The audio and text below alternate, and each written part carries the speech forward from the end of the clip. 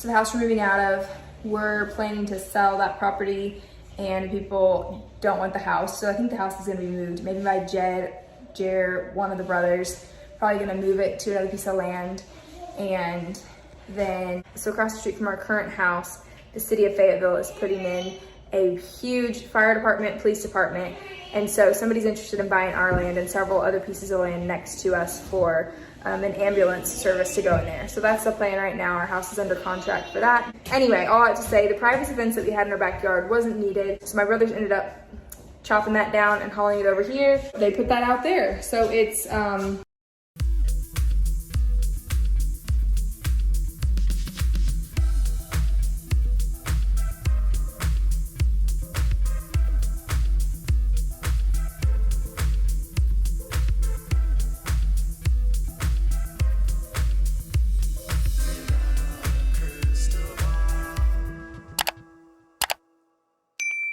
Hey everyone, it's Katie from Without a Crystal Ball. Welcome back to my channel. It is Monday, July 18th. It's round 3. I'm gonna get 3 videos done today if it kills me. Okay. I want to get it.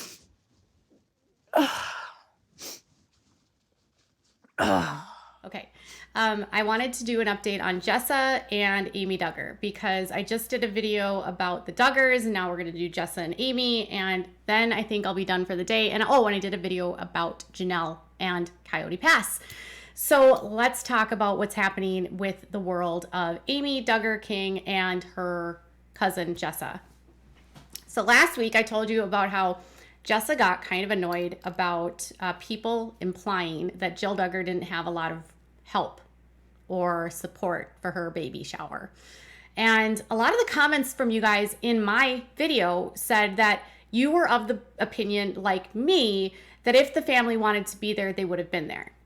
Now, I have heard through the grapevine that Michelle Duggar has been visiting with Jill and was there for her following the birth of the baby. And that's what I've heard. I don't know if it's true, but that wouldn't surprise me because Jill in her depositions has said that she doesn't have a problem with her mom. Her problem is with her dad. And her mom has been a good support to the girls during their labors. So I could see her mom being there, but I'm not sure if it's true or not. But again, they weren't there for the baby shower. Amy hosted the baby shower. She had a bunch of friends and family of Jill at her house, and she posted a bunch of pictures on her Instagram. And then Jessa was at the party, at the shower, but apparently no photographs of her were shared. And so therefore, people were like, oh my gosh, Jessa wasn't invited. And then Jessa was like, I was there. Stop pretending like we have this problem, blah, blah, blah. So Jill and her sisters are kind of like in this weird position where she has a connection with them, but she had to put up boundaries. And anyone that has left fundamentalism that I've talked to or that I've spoken to or that's lived this life will tell you that when you leave these kinds of families, it's not uncommon to have to set boundaries because the family's going to want to try to draw you back into the toxicness of the group and they become the bad person. So Jill has broken the rules, and so the family will say she's the bad person, not Josh, because Josh followed the rules sort of, but he didn't leave the cult. You know what I'm saying? It's gross. So long story short, Jill has set up boundaries in her life and she's been very clear about that. And I think Jill has taken a very, I would say, diplomatic point of view when this comes to the family feud. Like, obviously we know there's tension in this family. Obviously we know that Jill has had a lot of separation from her family and specifically has issues with her father. Okay. Obviously we know that Jill has publicly said the issues in their family, and so has Derek. So the two of them have made their opinions clear. And at the trial and at the sentencing, they were very clear that they were glad that justice was served. They were grateful for the sentence that Josh was given and, glad that there was justice for those that he had hurt. Okay. So they were the only ones of the family really that spoke out. Jeremy did a video and then they launched a YouTube page. So I don't know if Jeremy was really being sincere or if it was a way to clear up the rumors so that they could launch their next step in life. I don't know. Either way, Jeremy's video was probably the most damning and I think very well put together. So Anyways, Ginger and Jeremy now have a YouTube channel where they're going to be vlogging, but the girls don't expect to see them, at least their faces. Now, one person that has not been quiet about her feelings about the family is Amy Duggar King. She has done quite a few interviews with The Sun. She has spoken to In Touch. She has spoken out against her family, and she has basically proved to the world that she doesn't care about her NDA anymore. She was adamant that Josh deserved the ultimate penalty, that he needed to be sentenced to the maximum of 20 years. She was disappointed when he didn't get the full 20 years. She actually got into a bit of a pickle a couple weeks ago. I don't want to get into the politics of it, but a lot of people were upset with her and demanding that she would be canceled. And now she is kind of rebounding again, and she is now talking about boundaries and blocking her family. So Amy is in kind of a bit of a situation right now. She's dealing with some legal issues. She's being sued by her former landlord of 3130. 3130, her shop, has closed and it has not reopened. She said in May that they were planning to launch a digital store and not have a storefront anymore, but that has not updated since May, and customers have not purchased clothing from her since May because there's no inventory up online. So her clothing world has kind of come to a halt, and it's likely to do with this lawsuit that is playing out in court, where the landlord says that she and Dylan broke their lease agreement, and it was for 5 years.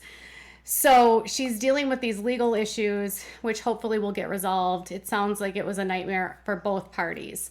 So that has impacted her business. Now here we are, and she's now speaking out against the family again about boundaries. So, you know, if nothing, she is consistent in that she will use her platform to try to speak out as much as possible. And here's what she said.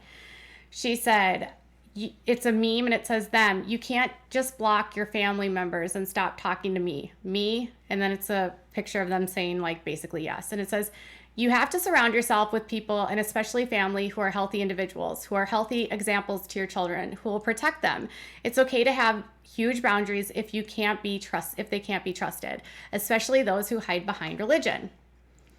So, especially those who hide behind religion. It sounds like she doesn't trust her aunt and uncle, and she has a huge problem with them.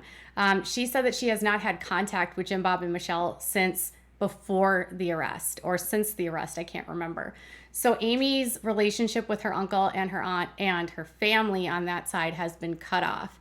She has contact with Jill. Obviously, Jessa came to her home, but I think it's probably fair to say that those that are still in the world of the supporting of Josh and the family are not going to be winning any favors with Amy. So do you agree with Amy that it's okay to cut off family and block them?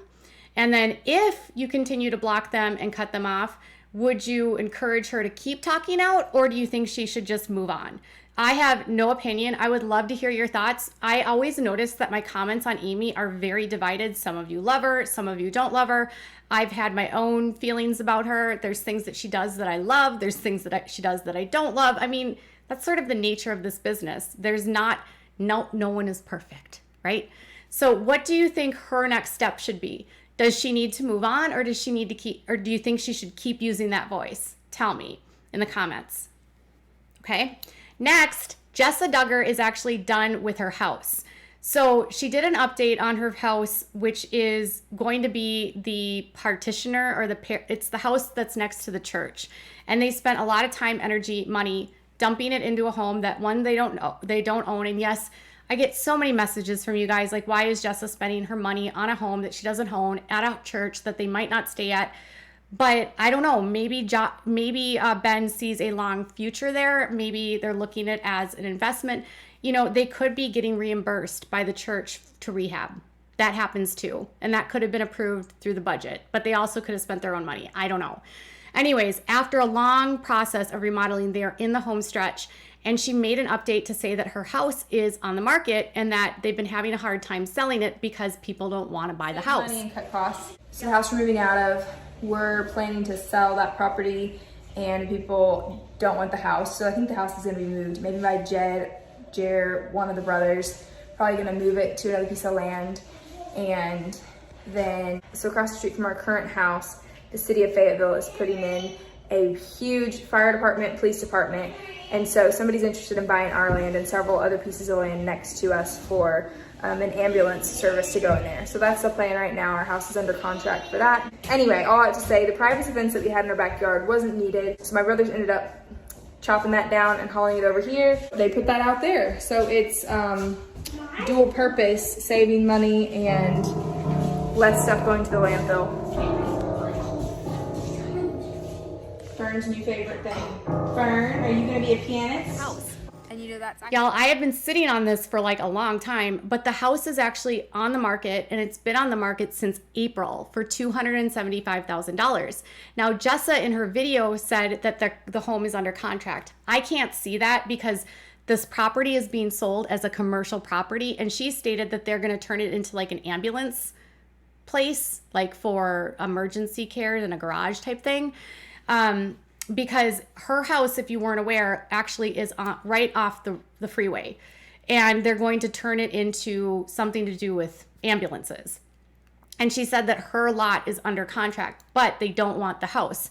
So they're going to apparently take the house and move the house and put it on another foundation, which this is so wild to me. The Duggars do not like to get rid of homes. Like, this house was built in the 1960s. If you've seen the house, it's, you know, if the property owner bought the property, they could all but demolish it if they wanted to. They could. I mean, if they're going to use it for commercial purposes and they don't need the house, they don't need the house. But the Duggars don't want to give up the house, so they're going to pay to have the home moved.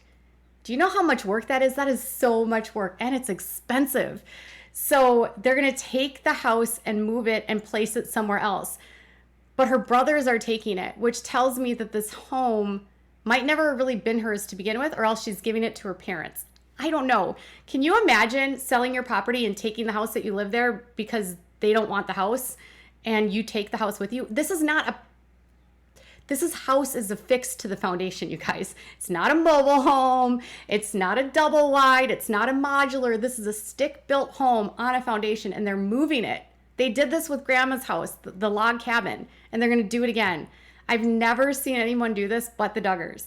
So she says that the house is under contract. I can't tell if it is. It's currently listed for sale for $275,000. It has been on the market since April of 2022, but her house is finally ready for her to move in, and she's finally going to get into a home that's not connected to the Duggars, but she's giving her old house to the Duggars. Does anyone think that maybe the agreement was she would get money to fix the house and give the house back to her dad? Why else would your dad take the house? Tell me, does that make sense? I don't understand this situation any better than you guys do, but I wanted to give you an update. So tell me what your thoughts are in the comments below. Bye, guys.